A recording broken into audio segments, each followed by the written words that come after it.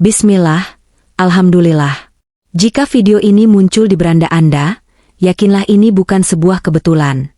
Tidak ada satupun yang terjadi di dunia ini tanpa izin dan kehendak Allah Subhanahu wa Ta'ala. Bisa jadi, video ini adalah salah satu bentuk kasih sayangnya.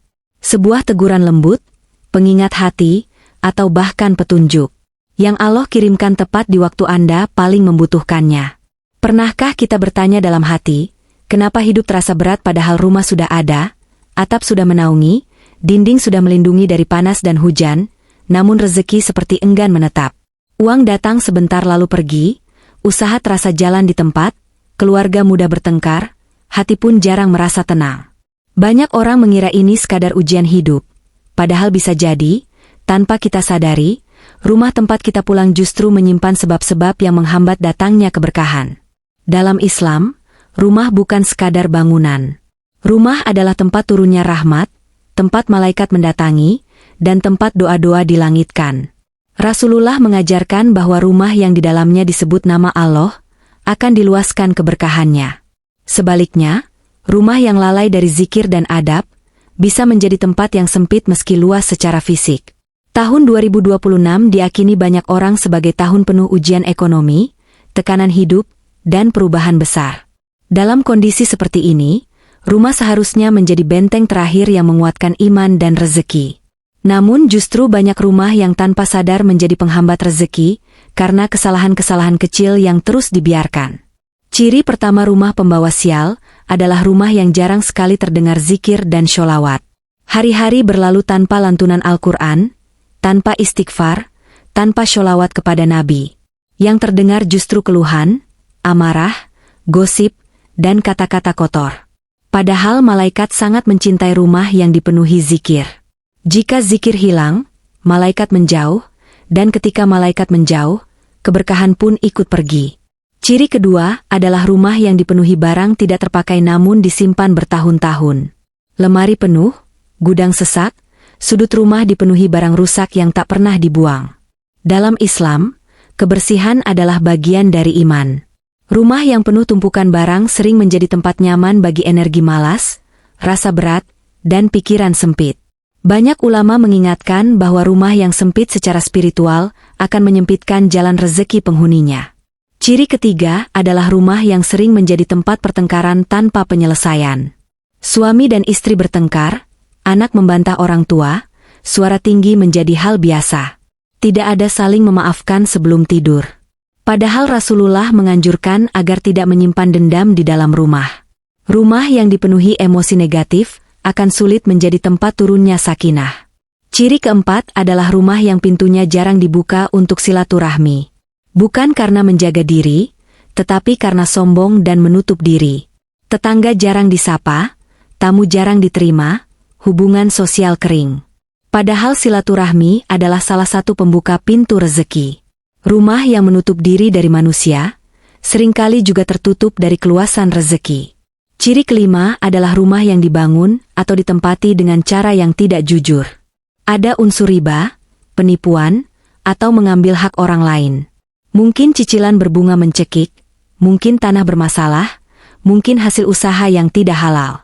Walau rumah terlihat megah, namun jika fondasinya tidak bersih, maka ketenangan akan sulit tinggal di dalamnya. Di titik ini, kita perlu merenung. Jangan-jangan selama ini kita sibuk mencari rezeki di luar, namun lupa membersihkan pintu keberkahan di dalam rumah sendiri.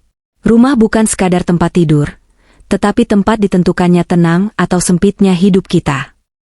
Ciri keenam rumah pembawa sial adalah rumah yang sholatnya sering diakhirkan, bahkan ditinggalkan.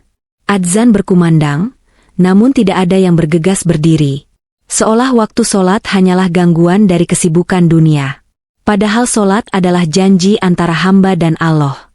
Rumah yang sering mengabaikan janji ini, perlahan kehilangan ketenangan. Rezeki mungkin tetap datang, tetapi terasa berat, penuh kecemasan, dan cepat habis tanpa bekas. Ciri ketujuh adalah rumah yang dipenuhi hiburan tanpa batas, tetapi miskin ibadah. Televisi menyala sejak pagi hingga larut malam. Gawai tak pernah lepas dari genggaman. Tontonan yang melalaikan menjadi teman sehari-hari, sementara Al-Quran hanya tersimpan rapi di rak, berdebu, jarang disentuh. Rumah seperti ini perlahan kehilangan cahaya batin. Hati penghuninya mudah lelah, mudah iri, mudah gelisah, meski hidup terlihat baik-baik saja. Ciri kedelapan adalah rumah yang penghuninya gemar mengeluh. Sedikit-sedikit mengeluh soal ekonomi, membandingkan hidup dengan tetangga, iri melihat kesuksesan orang lain. Keluhan diucapkan berulang-ulang, hingga menjadi doa yang tidak disadari. Padahal lisan adalah pintu takdir. Apa yang sering diucapkan, itulah yang sering dikuatkan dalam hidup. Rumah yang dipenuhi keluhan akan terasa berat, penghuninya sulit merasa cukup, meski Allah telah memberi banyak nikmat. Ciri kesembilan adalah rumah yang jarang sekali dipenuhi doa. Penghuni rumah jarang memohon perlindungan, jarang meminta kelapangan rezeki, jarang berdoa agar dijauhkan dari kesempitan hidup. Padahal doa adalah senjata orang beriman. Rumah yang tidak pernah didoakan seperti rumah tanpa penjaga. Ia berdiri, tetapi rapuh. Ia tampak utuh, tetapi mudah runtuh saat diuji. Ciri ke-10 adalah rumah yang dihuni tanpa niat ibadah. Pulang hanya untuk istirahat, makan, dan hiburan. Tidak ada niat menjadikan rumah sebagai ladang pahala. Padahal dalam Islam, setiap aktivitas bisa bernilai ibadah jika diniatkan karena Allah. Mendidik anak, melayani keluarga, membersihkan rumah, semua bisa menjadi sebab turunnya keberkahan. Di tahun 2026, saat banyak orang mengeluh tentang sulitnya hidup, rumah seharusnya menjadi tempat menguatkan iman. Namun jika rumah justru dipenuhi kelalaian, maka kesulitan akan terasa berlipat ganda. Rumah yang benar akan membuat penghuninya kuat menghadapi ujian. Rumah yang salah akan membuat ujian terasa jauh lebih berat. Banyak orang heran mengapa ada keluarga yang hidupnya sederhana tetapi terasa damai. Jawabannya seringkali bukan pada jumlah harta, melainkan pada suasana rumah mereka. Rumah yang dipenuhi sholat tepat waktu, zikir, dan adab yang dijaga, akan memancarkan ketenangan yang tidak bisa dibeli dengan uang. Sebaliknya, banyak pula rumah megah yang penghuninya tidak pernah benar-benar bahagia. Senyum ada, tetapi hati kosong. Uang ada, tetapi ketenangan hilang. Semua ini bukan kebetulan, melainkan akibat dari nilai-nilai yang ditinggalkan sedikit demi sedikit. Islam mengajarkan bahwa perubahan hidup dimulai dari dalam rumah. Jika ingin rezeki lapang, luruskan dulu kebiasaan di rumah. Jika ingin hidup tenang, perbaiki dulu hubungan dengan Allah di dalam rumah. Ada satu adab yang sering diremehkan, yaitu adab saat masuk dan keluar rumah. Masuk rumah tanpa salam, keluar rumah tanpa doa, seolah rumah hanyalah bangunan mati. Padahal salam adalah doa, dan doa adalah undangan keberkahan. Rumah yang jarang disapa dengan salam akan terasa dingin, meski ramai oleh manusia. Rasulullah mengajarkan agar menyebut nama Allah ketika masuk rumah dan saat makan. Jika ini ditinggalkan, setan merasa memiliki bagian. Bukan berarti selalu ada gangguan gaib yang terlihat, tetapi pengaruhnya terasa dalam bentuk malas beribadah, emosi yang tidak stabil, dan rezeki yang terasa sempit. Tahun 2026 bukan hanya ujian ekonomi, tetapi ujian iman.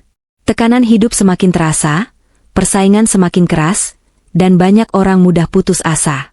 Dalam kondisi seperti ini, rumah yang tidak dibentengi iman akan mudah goyah. Masalah kecil bisa menjadi pertengkaran besar. Kekurangan sedikit bisa menjadi sumber keputusasaan. Sebaliknya, rumah yang dibiasakan dengan ibadah bersama akan terasa berbeda. Sholat berjamaah walau hanya sekali sehari. Doa bersama sebelum tidur walau singkat. Membaca Al-Quran walau 1 halaman. Semua itu seperti pagar tak terlihat yang menjaga rumah dari kesempitan hidup. Rumah pembawa sial bukan karena arah bangunan atau mitos tertentu, tetapi karena isi di dalamnya. Isi lisan penghuninya. Isi kebiasaan sehari-harinya. Isi niat yang dibawa setiap kali melangkah masuk ke dalam rumah. Jika rumah dipenuhi amarah, maka amarah itu akan kembali kepada penghuninya. Jika rumah dipenuhi kelalaian, maka hidup pun akan terasa lalai dan kosong. Namun jika rumah dipenuhi zikir, sholat, dan syukur, maka keberkahan akan mengalir perlahan namun pasti. Tidak ada rumah yang selamanya sial.